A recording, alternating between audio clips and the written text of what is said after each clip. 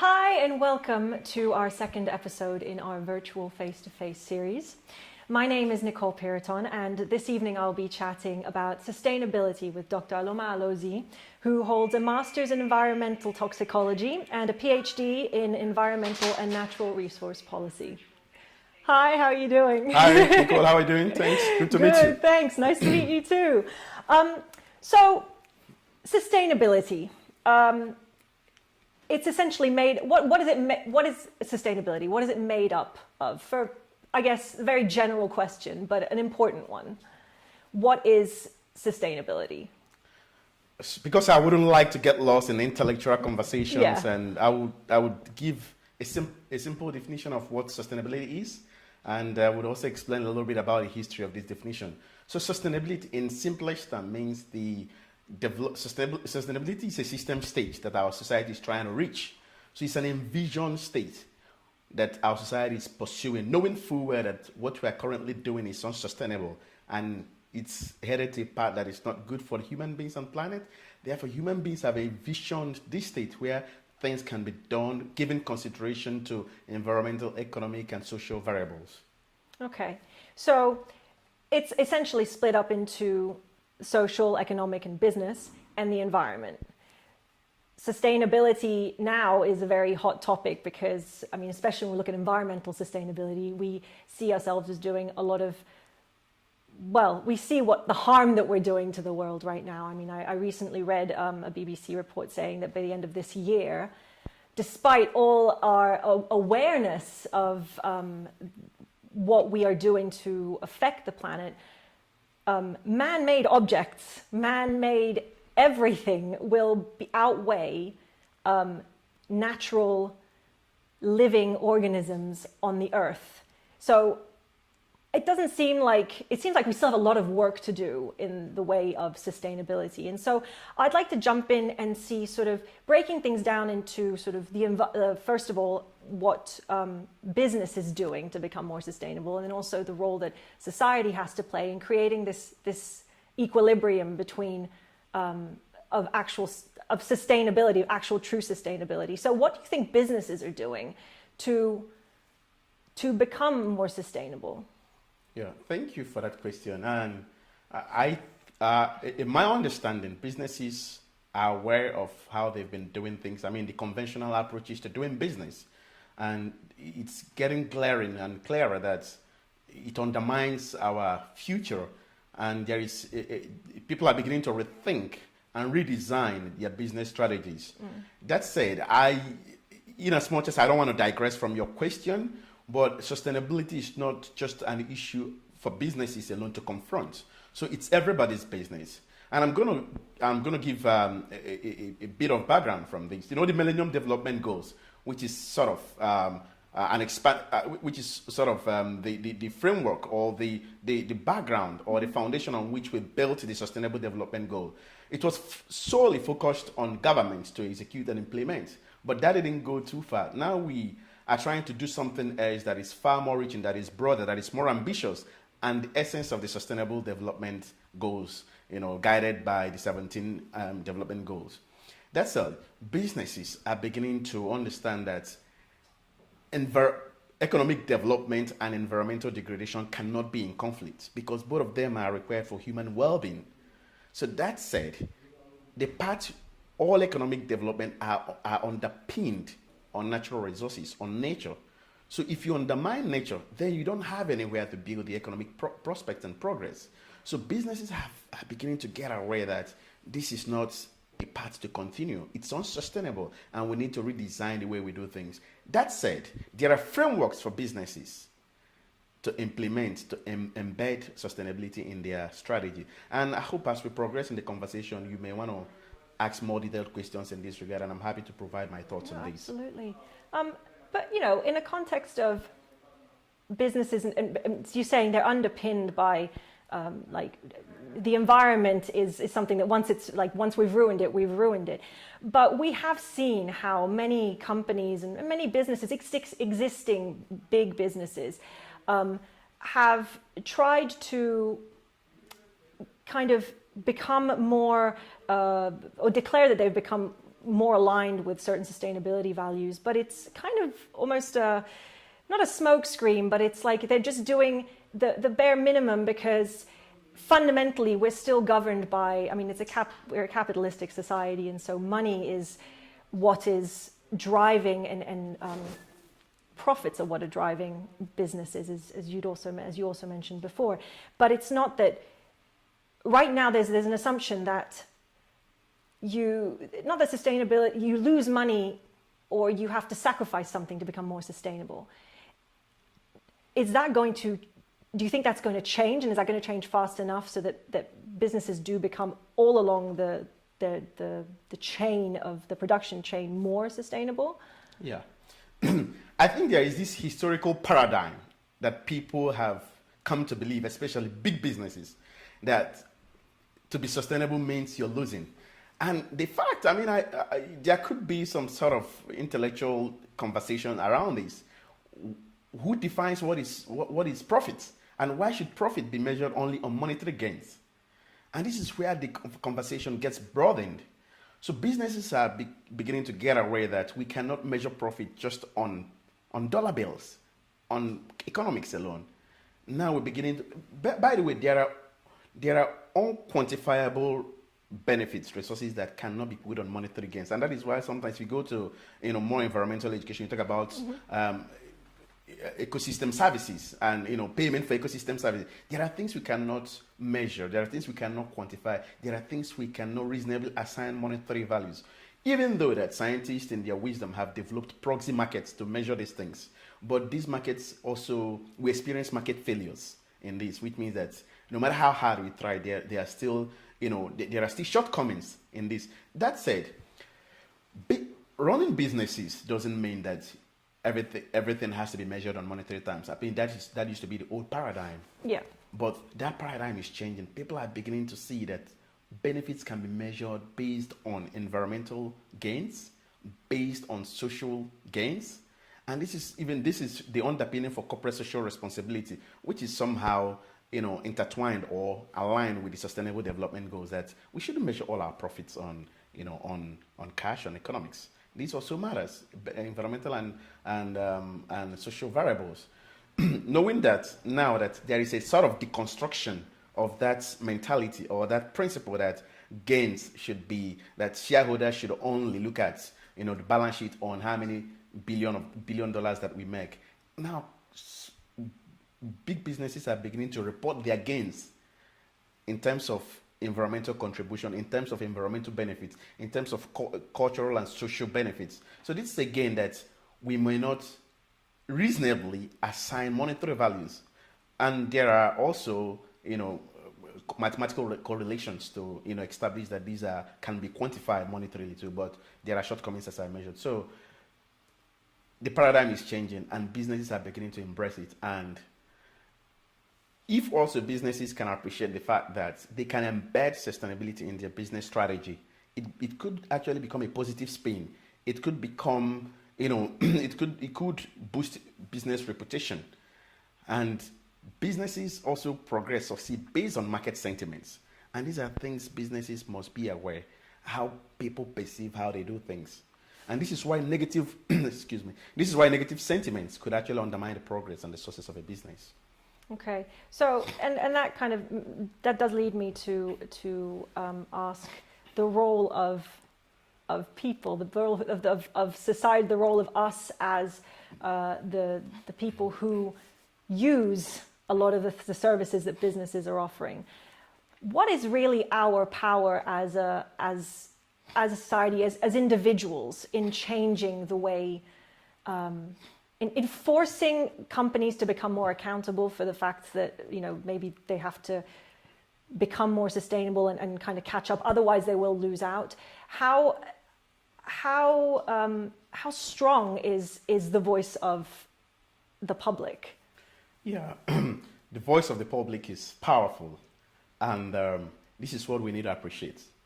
Our voices are powerful. Our voices, our purchasing power. These are the power that we wield, and this is an enormous power that we can exercise to change the dynamics.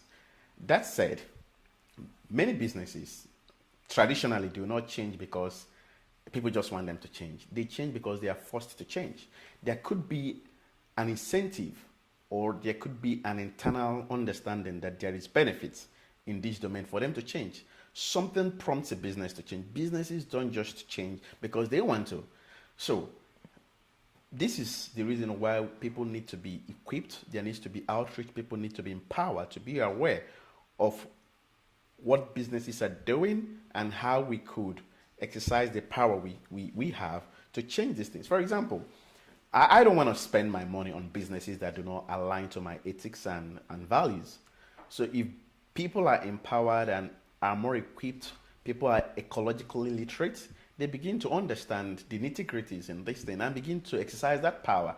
And businesses want your money. They want you to patronize them. And if they see that their values do no longer align with the values of the people, they will be forced. The change will be foisted on them. By the way, there are quite a number of responsible businesses, even before the Sustainable Development Goal, that were in a survey conducted in 2015.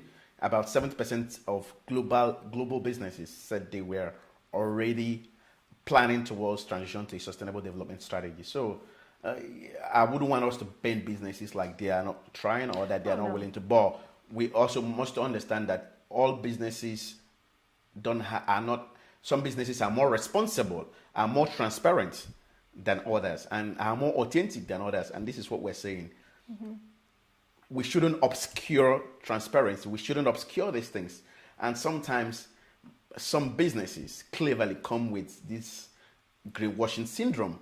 These things would undermine them in the long run. And some of them are beginning to get aware that we won't be doing this for too long. So the sooner you start, the better, so that you don't lag. No, I feel like you mentioned greenwashing, and I think that that's important. I mean, I think greenwashing, the first thing I do think is the fashion industry, but not just because there have been pretty popular but well-known cases of, on the surface things looked like they were changing, and then underneath it wasn't even so much a question of the environmental effects that they were having, it was actually a question of sustainability from the production chain point of view, from the supply chain that's point of view.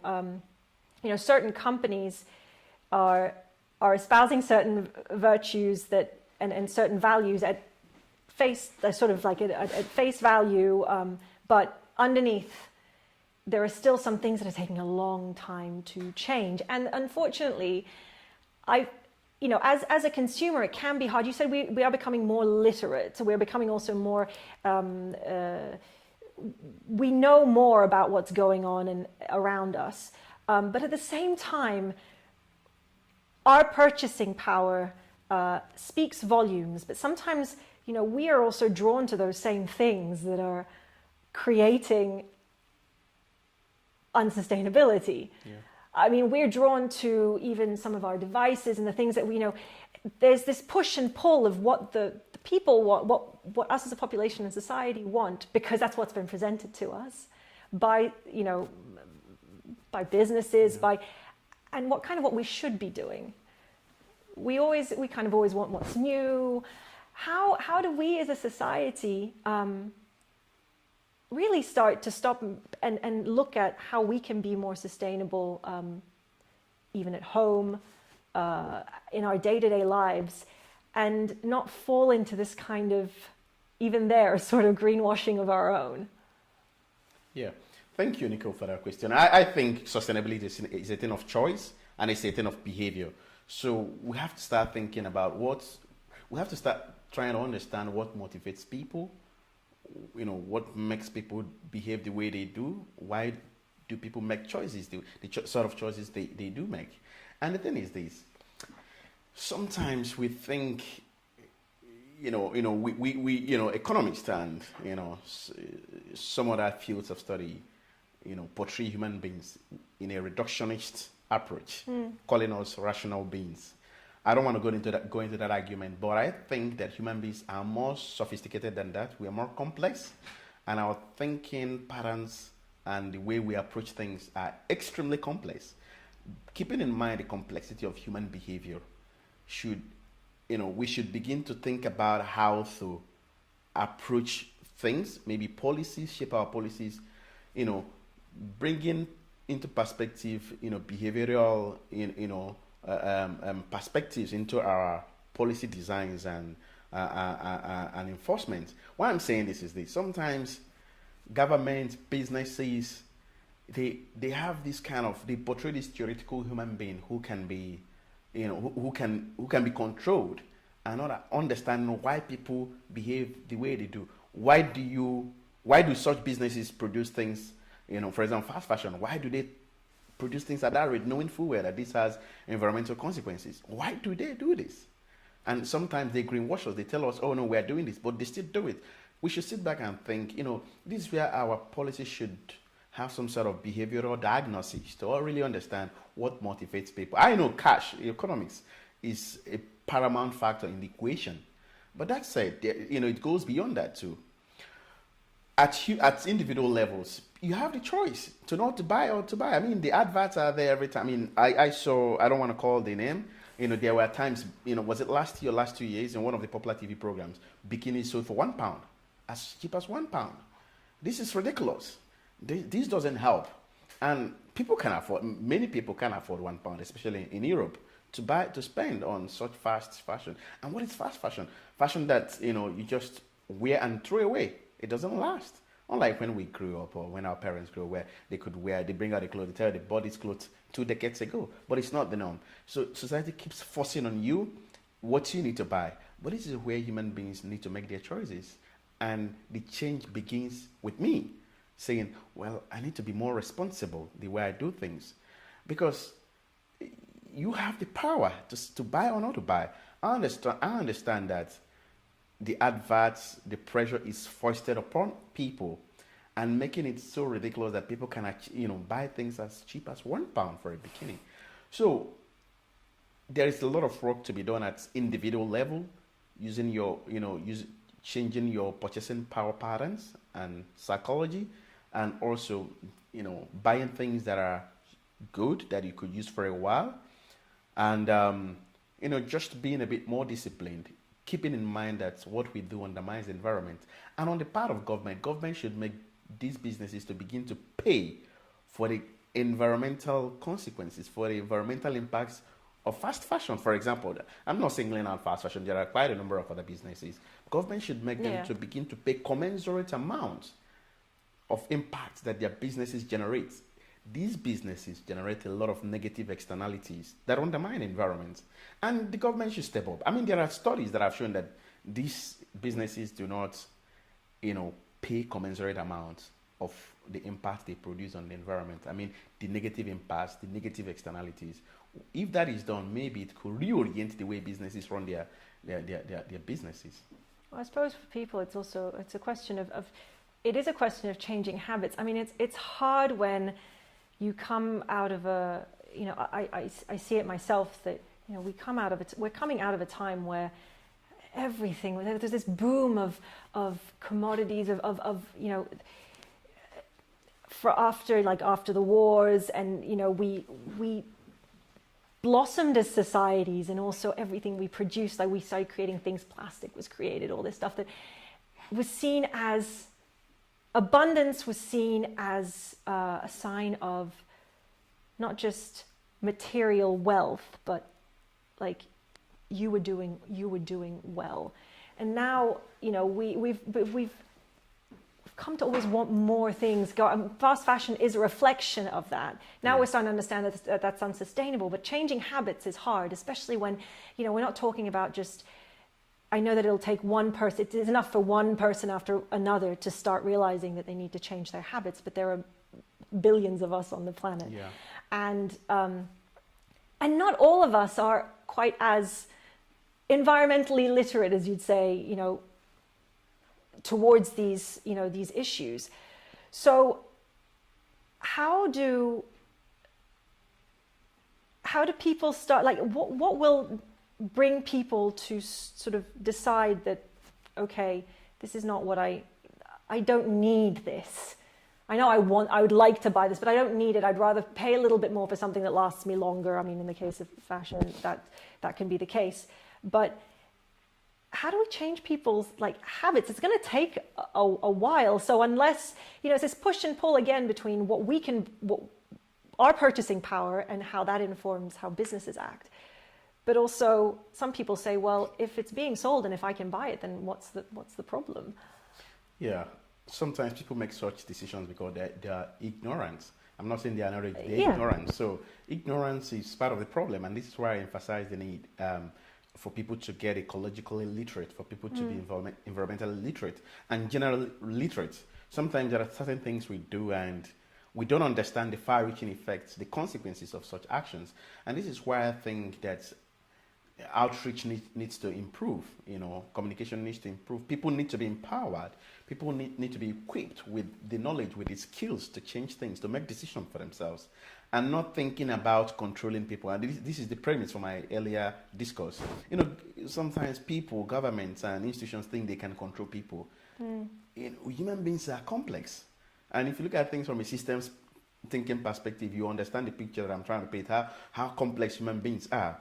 So I think it starts with equipping people, empowering people, people getting ecological literacy, and also understanding what motivates people. If we understand motivation, if we understand what makes people behave the way they do, we could change the norm, we could change the narrative. So and this is where I also think that behavioral psychology comes to play, even in policy designs, which we don't capture in policy. The thing is there is this top-down approach of doing things. I know what the problem is. You don't really know. You don't really know. And this is where, people see the world from their own mental models, to the way they construct things. And who are you to deconstruct my thinking or how I feel? So you don't, the command and control paradigm that dominates our policies, that dominates the world, has failed. I mean, we can see it because we are complaining the environment. If it has been working, we wouldn't be here talking about, this. We would have known beforehand that what we're doing is not good. So it comes back that we need to have the picture. We need to see the scenarios. We need to have a mental model and see what's going on in people's mind. People view the world through their own lens, and helping people see the right pictures would make them change. Don't tell me to change. Why am I going to change? Why are you to tell me how to behave? But show me the picture. Tell me, if you continue in this path, this is what it is. People change when they understand the consequences of their actions. And this is also where businesses, sometimes businesses do not also understand that what they are doing will eventually undermine them. And this is where also businesses, big or small, need to be empowered to understand in the long run, this is not going to continue. It's not going to be business as usual. This will undermine you. This will hurt you. And if people know that, if you put your hand on the fire, it's going to burn you, you're not going to do that. But if you tell me, I may still do it. But if you understand that it will, you won't do that. So there is a place of just being aware, knowing, and also just, people believing they know when they don't really know. So it's about empowering people to see the big picture of their actions and show them possible scenarios and strategies to exit that unsustainable path. And it's actually what the Sustainable Development Goal, helps us accomplish. There are tools, as I said, and frameworks that could help businesses map their value chains, map their programs into the Sustainable Development Goals. And you also have tools that could help them report, have benchmarks to say this is the progress we are making. And you also have tools for businesses that have not started to align their strategy to Sustainable Development Goal.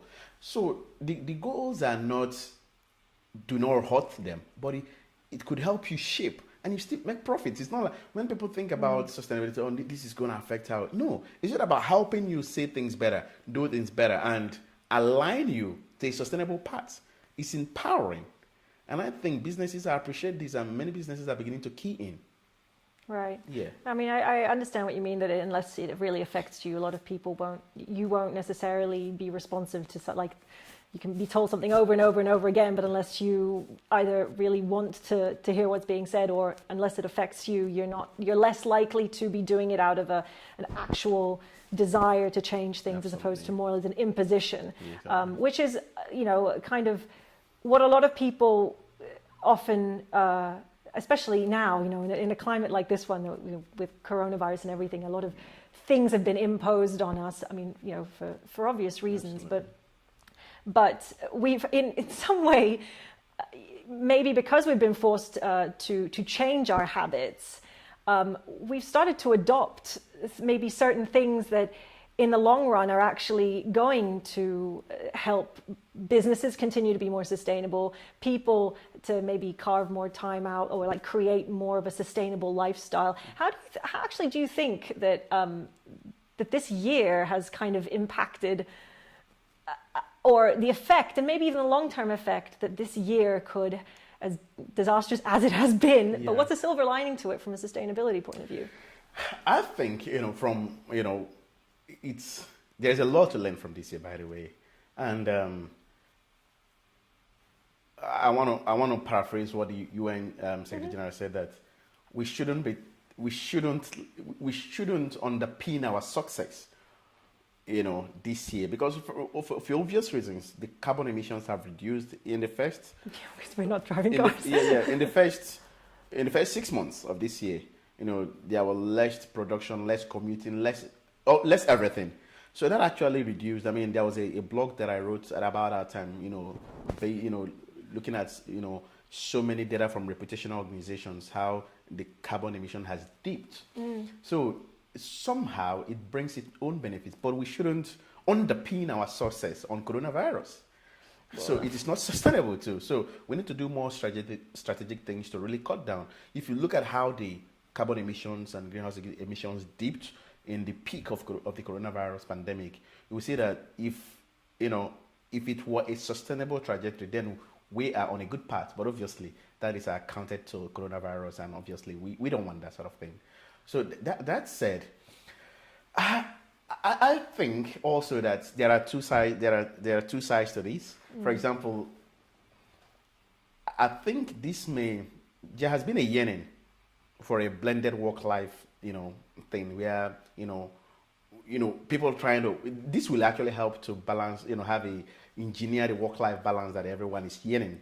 For example, the in-office work and remote work, I see is the future. I mean, this is debunkable, but this is my perspective, and there are studies to show this. There are strong opinions from leaders of thought to demonstrate that this has come to stay, and it would assuage the aspirations of many who have advocated for this in the last decade or two or so.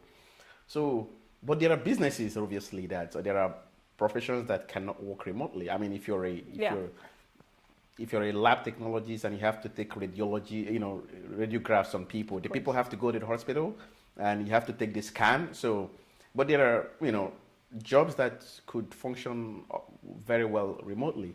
For example, and these jobs will be concentrated in a few industries and for high skilled workers. I mean, if you work in a warehouse, I mean, you have to be there. If you're a driver, you have to be there. But if you're a researcher, you can function, you can do your research. It's about building knowledge. If you're a modeler, you can model if you have your tools that you can. So I think this has come to stay, but it will be concentrated on more industries than others, a few more industries than others. And also, we see that, working from home these days, we no longer commute to work. This has reduced our commuting time. It has reduced for those who drive, the carbon we emit driving. It's changed our lifestyle. But not coming to work shouldn't mean that the eco box has been ticked, because there are also things we could be doing at home that are really unsustainable. Yeah. And what are some of the things that we could be doing to make our home life more sustainable? Seeing that we are spending a lot more time at home, and actually a lot of, one could argue that yes, we're spending more time at home, and maybe people are going to shops less. They're actually going to smaller shops, smaller businesses, seeing them less because they don't have as much of a presence maybe online so far. So people have been buying a lot of things online, for example. So there's been a huge uptick in things like online deliveries, purchases, and things like that. And that's something that, like, on the one hand is handy. It's useful for we have everything at our fingertips. Yeah. But that also is a double-edged sword as well, isn't it? Yeah, I agree with you completely. I think also the future of business is online. I mean, make no mistakes about it. I mean, the data is there, the statistics is there. It speaks for itself. So businesses, I teach a business course also. It's businesses that did not evolve. Some of them have died. Some of them have perished. Some of them have, they've gone into administration because they could not evolve. They didn't foresee it. So the internet has changed the boundaries of everything. Marketing, selling, study. It has broken down walls, that we live. The world is now it's now our village. You stay here, you buy anything from anywhere and it comes to you, and, you don't have to move out. But as you pointed, there are two sides to this. For example, are more cars now on the way trying to dispatch these things when you could have, for example, if you normally take public transport to buy things, now dedicated cars have to come.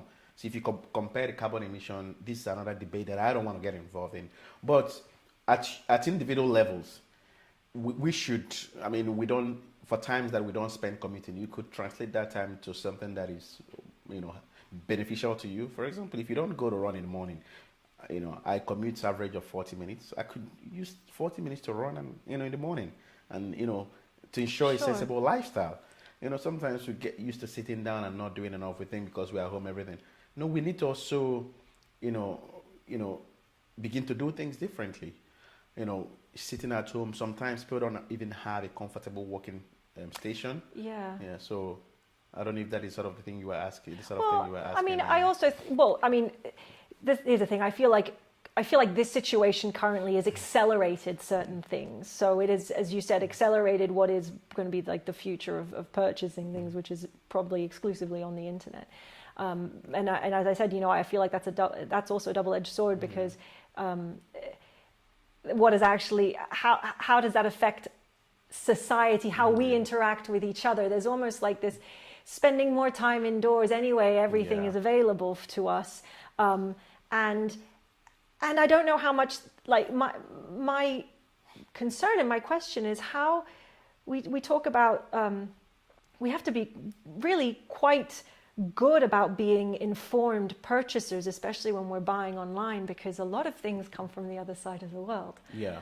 And it's not like because, it's all at your fingertips and it's all available and it all comes, free shipping, that it doesn't, isn't being made somewhere on the other side of the world where just to get it over here, you are actually leaving there's a pretty big carbon footprint from that point of view. Absolutely correct. So,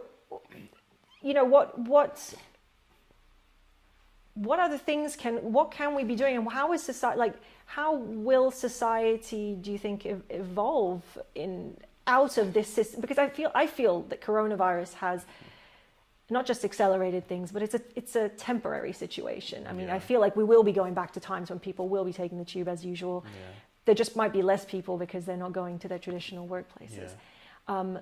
But carving out a work-life balance is more than I feel that it's a bit hard right now because it's all been accelerated. The time that we spend working and the time that we spend at home are the same thing. So how do we create a healthy work-life balance that is tailored to us? I think it has to be an intentional thing, and I think also organizations need to provide support to their workers to support them to create a sensible work-life balance.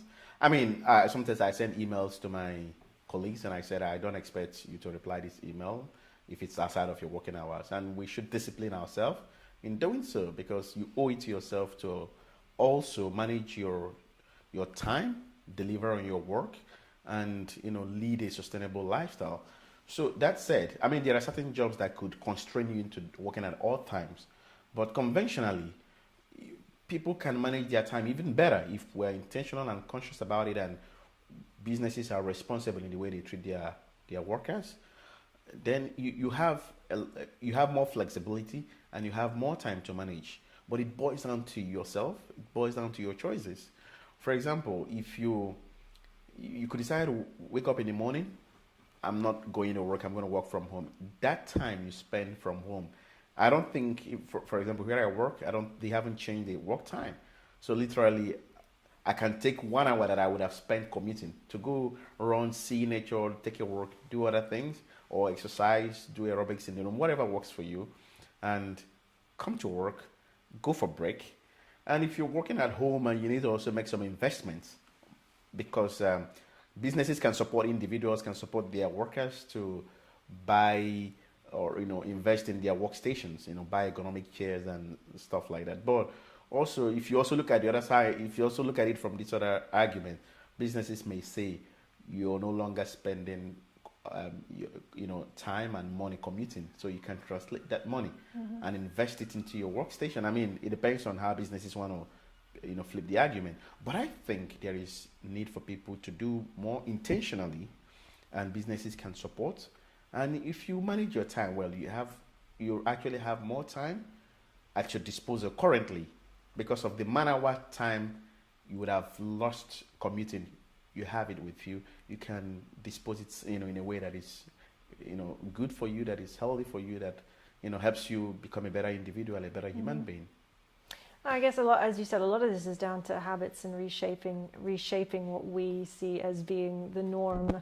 Yeah. Because a lot of people would see going to work not just as the place where they work, but as a place of social interaction. Oh yeah.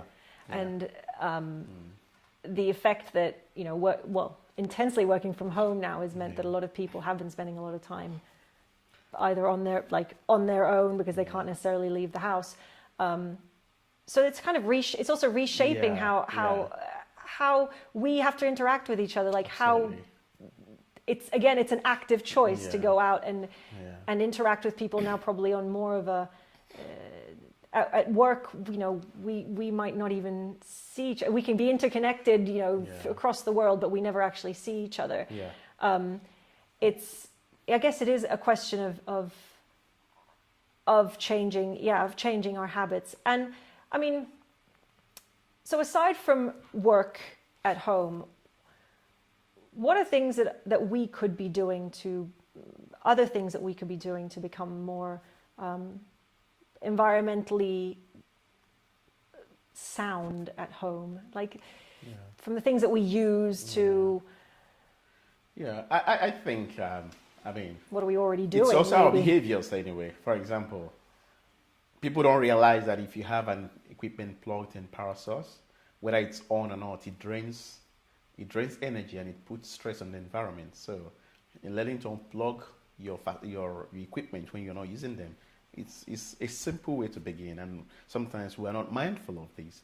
Another way would be, we live in Europe, where it's a temperate region and it's cold in certain seasons. And instead of firing up your thermostat, you could actually adjust your thermostat and layer up, better. I mean, people are aware of this, but maybe we need to say it so that people can also be more aware that, layering up and reducing this. Because the more you fire up the thermostat, the more energy you're burning and the more stress you put on the environment, and the less sustainable you are anyway. So layering up, and even the products we use in bathing and washing, we can actually use products that are green, or that are more environmentally sustainable, or that are more environmentally friendly, in our day-to-day activities. And there are currently incentives by the British government to, for people to, choose more, to invest in green or clean energy. Excuse me. So this is where we need to go. What about the idea of buying local? I mean, when we go to a supermarket, we often see things that come in from all over the world. Yeah. Starting to learn also in terms of food, what's seasonal and what is readily available to us. I mean, I imagine that's something that's incredibly important, because it also supports local businesses. Yeah. But it's not. It still seems like a niche. Yeah, in fact, I failed to mention that. I forgot to mention that. What you said is actually good. Buying from local sources is really, because this food will have local, less or insignificant environmental footprints. Also, during the pandemic, I have a friend who started growing stuff in his garden, and he grew quite a number of things that people didn't feel they could do. And these are little things that could make big changes. If every individual who has a garden could grow something there, just imagine if you integrate it, how much impact it could make on putting food on the table or putting fruits on the table. So there is little efforts that we could make that could actually amount to big difference in the system. So I mean there are litany of things, little things that we could do. We may not be able to mention all of them, but obviously buying local, because buying local helps support local producers, and also it means that the product has less environmental footprints, whether it's water, whether it's energy, whether it's carbon footprints. For example, I was discussing with a friend about avocado pears produced in South America. Brother, I mean, I love avocado pears. They are so good. They are nourishing. But the thing is this: avocado pear consumes a lot of water. I mean, I'm digressing now, but just I'm going to. No, but avocado consumes a lot of water in its production or in its growing process. And I was reading an article about virtual water, how water, these places that lack water, they use the water they have to produce avocado pears that are consumed in Europe. So which means that we extract even the little they have and bring where we have, more. So, which is what they call virtual water, if you look at the fine details of that sort of research. So, and this is why eating local, investing local could make the difference. Obviously, avocado pear is a tropical plant and it's not able to grow here, but just to mention that. Yeah, I mean, again, it always comes down to habits. I mean, there is one thing that, touching upon what we were talking about with fast fashion, but I see that also in food, and linked to the question of habits is, we're used to having everything at our fingertips. You walk into a supermarket and you see things from all over. Things we don't even know come from all over the world. Many people don't know. Yeah, and unless you go and read where that particular fruit or vegetable has arrived from, you wouldn't necessarily even be aware. But at the same time, now we're learning to be a little bit more discerning. Actually, probably a lot more discerning. But oftentimes, the thing that's local will cost more than the thing that's come from the other side of the world. Yeah, I agree with you. And also, this is where it boils down to incentives, Yeah. It boils down to incentives. How do we incentivize local production? For example, there was an argument I made in one of the blogs I wrote in at the height of the pandemic. Our businesses have been entrenched in this reductionist thinking that we can actually outsource because we want to make more money. Yeah. So at the height of the pandemic, countries were rattled because they did not have any PPE. Everyone headed to China. Imagine leaving your generals, your soldiers in the hands of another country to provide you war weapons, because the pandemic was an invisible enemy.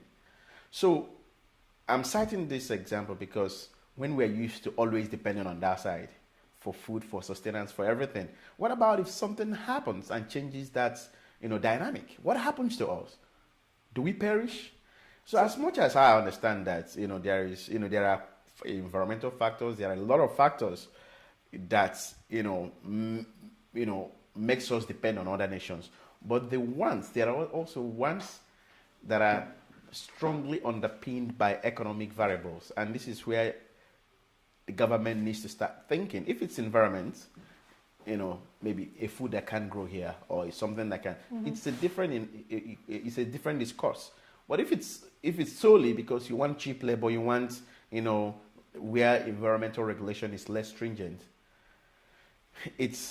I think this is also where the problem lies, or partly lies, and we need to deconstruct this kind of thinking that we could do things elsewhere and get away with it, because we live in a universe that is that is closed. You get what I'm saying? So what happens here undermines what, and because we look at things from a reductionist perspective, we don't see the big picture. We don't see how things that happen in South America or in Africa could undermine us here. But it does really. I mean, look at something, as of today, we know that the coronavirus started from China, but within weeks and months, it's all over the world. It shows you that if it doesn't touch you, if it doesn't, you can't be sustainable at the expense of another country's sustainability. So it's a dynamic construct, and it's at some point it will try to find the equilibrium. And if we begin, and people don't think like this because we're not wired to think like this. We see things from the lens of reduction because our capacity to reduce is higher than our capacity to integrate. So we look at things, we break down things to see my interest, not looking at the things from a holistic perspective. Yeah. And if we can reconstruct our worldview, then it could change our behaviors. Yeah. I mean, we've been taught. We have been always moving into a more individualistic, into developing more into an individualistic society. I can't seem to get that word out. And yeah, it's always about like, how does this benefit me? And I guess that leads us to, well, how do we change that it's not going to change with a wave of a wand. What role do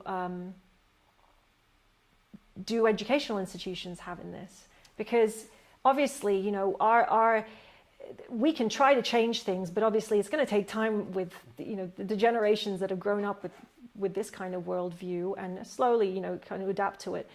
But how can educational institutions like universities, even schools, help create more really socially and environmentally aware people that are not just making that are not making choices based on what we're forced to do because it's an imposition, but who actually understand that what does happen on the other side of the world does affect them, even if they don't see it, touch it physically. What are, for example, universities doing? Universities that actually offer courses. They offer a lot of these courses that talk about sustainability and the environmental policies and things like that, because they relate to jobs that people can find once they go out. But it's not just about teaching people to become good at this and then go out and get a job. The institutions themselves have to kind of live and breathe and change. What's happening on that level? Thank you, Nicole. I like that question, actually. I think that universities have always been on the frontier of innovation, development, and intellectualizing the world. But they've also, have their own shortcomings. I mean, there are, avalanche of reports about universities that have refused to divest from carbon investment. But that is not, what I want to say now. Beyond teaching people environmental courses, I mean, there's been an explosion of environmental courses in the last 2 decades, or in the last decade per se. And because people are beginning to realize how important the environment is to our own existence. And as I said, economic development and environmental protection cannot be in conflict. They are all intertwined for human well-being. So knowing now that universities, education, higher education, and even middle education is becoming more aware. But I think environmental education, sustainability education should be incorporated even at primary, elementary level, so people begin to, then human beings, people, individuals are being formed. And it's not just teaching it as a course, but embedding it into our education philosophy, our curriculum, into, having it at the soul, at the nucleus of what we do. So it becomes the norm. It becomes a norm. But, this is kind of like, ad hoc approach, trying to learn these things now. For example, good military, let's go to military strategy. When military, intelligence is, they're recruiting people to join, they look at children with high IQ. They recruit them at a very tender age, begin to train them to, infuse their minds with what they want them to learn. And when they grow, they will not depart from it. So at that age, if we begin to, educate people, educate individuals, it becomes part of what they know. It's not just like learning another course. And even at the university level, there has been a discourse on whether, environmental education should just be treated as a course, an independent course, as is offered today, or should be embedded in all the things, in all the courses or subjects taught in universities. Whether you're studying medicine, you are taught sustainability or environment, just have it at the soul of what you do. And for me, I think it's a potent approach to doing it, instead of having these, disparate courses being studied here and there to train individuals or to produce experts in environment. I think because it's everybody's business and it should be should be embedded into our learning curriculum, our learning, archetypes, if as it were, for us to produce a well-rounded and informed individual. Could it not be both? I mean, you can always offer all these courses, but at the basis of how what we expect to see is an institution that has that at its core as well. I mean, can't we just have both? It's absolutely possible. I haven't thought about it. Thanks for bringing it. Yeah, absolutely possible. Yes, you can. You can, have, dedicated courses, for people who want to pursue this to the highest level of scholarship, but also having it embedded in our curriculum. Obviously, we can do it. Actually, we can do it. It's possible. There are a lot of research in the academic front that have proposed that, and I think it's something we need to start, putting more practical, approaches to. Mm-hmm. Yeah, I think so. And one of the courses that I'm sure that when it comes to business, that of entrepreneurship is, it's big. I mean, you see in every university has how to become an entrepreneur. Yeah. Then there's environmental entrepreneurship. Yeah. What is the difference between that and conventional entrepreneurship? Thank you, Nicole. Sorry, I don't know if I took. No, you didn't at all. It's a question. Okay. This is actually a good question. That conventional entrepreneurs, in the simplest definition, are people who start businesses to make profits, but they bear the risk. They bear most of the risk. They enjoy the profit more. So basically, this is what conventional entrepreneurship is about. So, but the definition has been expanded to talk about people who provide solutions to global problems, to social problems, to societal problems. So they are solution providers. And for you to be an entrepreneur, you have to have an entrepreneurial mindset. I mean, there is a lot to say about entrepreneurial mindset. I could discuss that if you want me to. But, being more direct on your question regarding the distinction between conventional entrepreneur and environmental entrepreneur, it's also, sometimes you hear the word eco-entrepreneur, green entrepreneur, and environmental entrepreneur. I think it's a thing of semantics and nomenclature. They all basically mean the same thing, that they focus more on providing environmental and social values compared to economic values. Okay. So environmental entrepreneurs emphasize or go out with the motivation to have more contribution to environment and social than economics. And it's also about the motivation that drives what they do. So, but obviously, it's also a for-profit business. So they run a business model that makes profits, but with emphasis on environmental and social. I would say, in my opinion, that environmental entrepreneurship tends to find a common ground between proponents of, business or business at any environmental cost, and those who want environmental protection at any economic cost. So if you look at our world today, there are proponents, sometimes invisible proponents, that it's better to produce more, and you can be more prosperous, and everybody will benefit more. Not minding or not having any emphasis on environmental consequences. And you also have these individuals who just want to protect the environment at any economic cost. So I think this is the break. This is the common ground.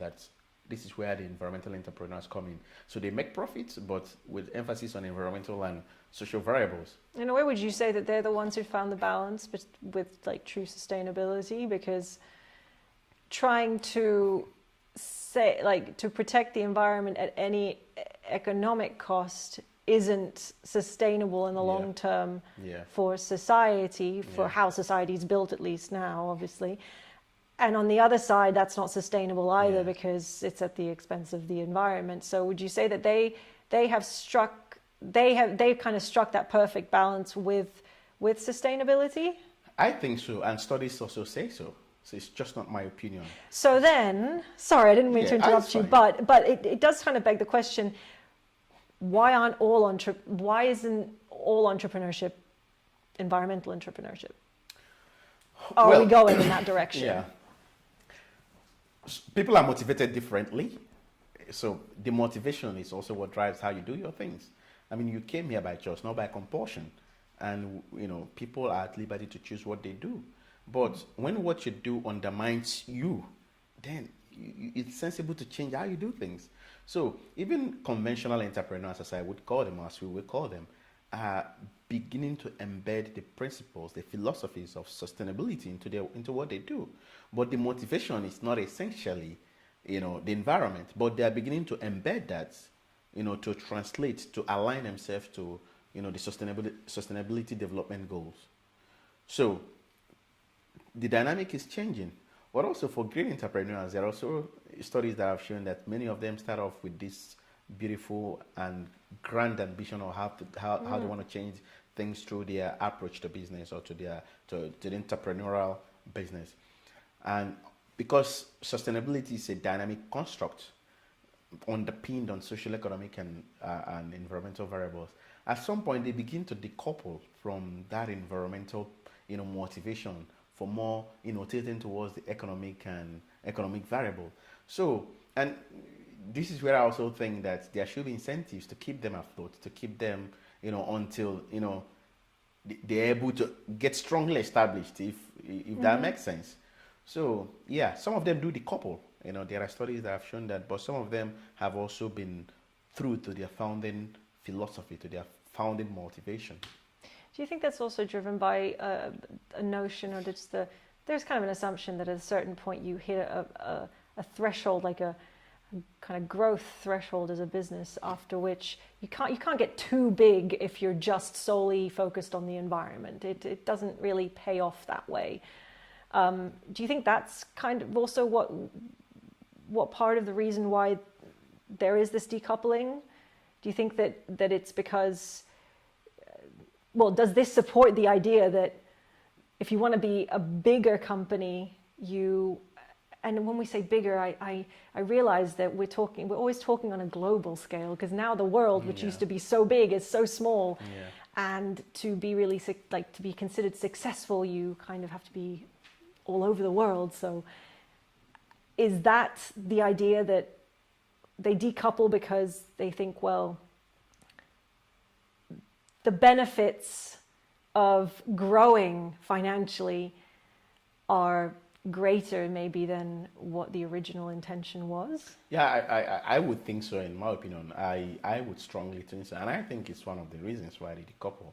But it also boils down to motivation. That I said, what motivates you? Because if you are in the business based on your motivation, and you've met a success of your business based on your underpinning founding principles and philosophy, then it also makes sense for you to hold that as your model. Mm-hmm. But obviously, and there are studies where, and this is where some of them cannot go beyond certain limits. The elasticity of such limits is limited, because when you're successful, investors want to invest in your business, and when investment comes, it takes some power out of you. Sometimes the motivation can be genuine, but your capacity and your power to run your business has been taken away because of investment, or the money that has been. So it's about really, staying through and being sensible about, who invest in your business, and if you share common values and ethics. This is it. Otherwise, if people who don't share your true values invest in your business to a point that they control major shares in your business, there is little you can do, no matter how grand or your ambition or your intentions is. So, it's something really it's multifaceted, and there is no bullet silver answer to this question. But I think it will be one of the factors that, makes them decouple. Well, the question of investors is also, I think, also what makes it very hard for the bigger companies to make some of the changes maybe swiftly or at all, because when your company is, say, a publicly listed company, and so it's very much tied to that capitalistic idea of more money. How can we make more money, and maybe finding shortcuts.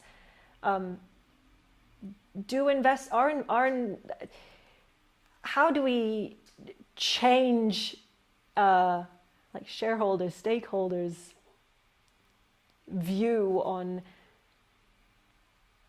how to see their investment? I mean, in terms of, it's a good investment because it doesn't just give me, like, obviously give me a return on the investment, but it's also valid from a sustainable point of view. How do we get people to care that maybe their wallet might not be as big, but they might get a longer, well, first of all, they're just purely helping create a sustainable market, but then maybe the investment will be just over time, it'll take longer to have that same kind of return, but it's there. You know, how do we change the mindset of investors and of people who kind of want to see a return quickly? Yeah, I think it also boils down to what we mentioned earlier in the day. I mean, I'm gonna explain this using two examples.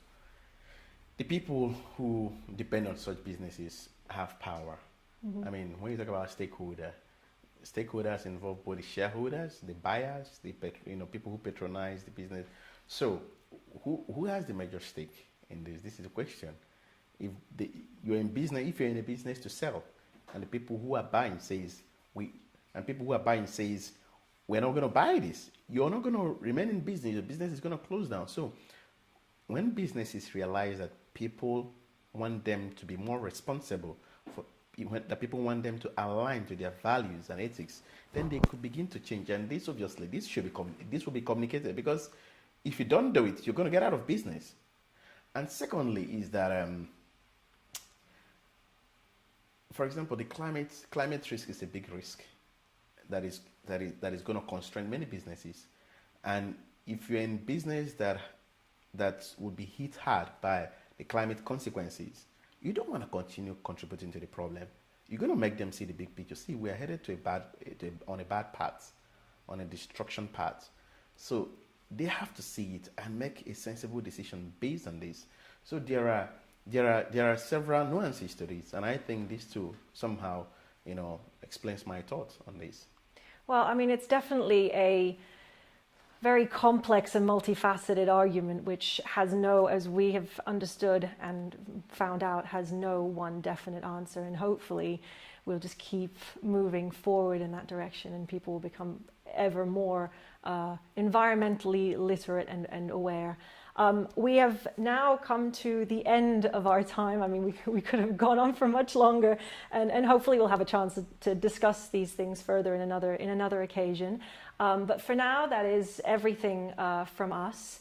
Hope you tune in for our next session, and hope you enjoyed this last hour chat with Dr. Alaoma Alozie. And thank you again, and see you next time. Thank you. Thank you, Nicole. Thank you very much.